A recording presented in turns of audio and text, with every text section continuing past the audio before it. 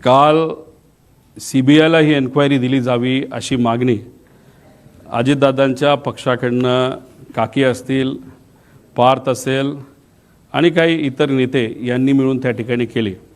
चांगली गोष्ट आहे. मी त्यांचं पत्र बघितलं, मी जे मुद्दे मांडले ते त्या पत्रामध्ये दिसले. म्हणजे माझ्या मनात ज्या शंका आहेत त्यासुद्धा त्यांच्या मनामध्ये आहेत. ही एक महत्त्वाची गोष्ट आहे. फक्त विषय एवढाच आहे, 20 दिवसानंतर हे पत्र जर त्या ठिकाणी दिलं जात असेल तर थोडा उशीर झाला, काय हरकत नाही. आणि दुःखात पक्ष असेल, आमदारांशी बोलायचं असेल, पदाधिकाऱ्यांशी बोलायचं असेल, सगळ्यांशी बोलूनच त्यांनी त्या ठिकाणी तो निर्णय घेतला. पण या 20 दिवसामध्ये इन्व्हेस्टिगेशन ज्या पद्धतीने व्हायला पाहिजे ते दुर्दैवाने त्या ठिकाणी न झाल्यामुळे कागदांमध्ये हेराफेरी झाली असावी असं माझं मत आहे. ठीक आहे, आम्ही सत्तेत नसताना एवढं लढतोय.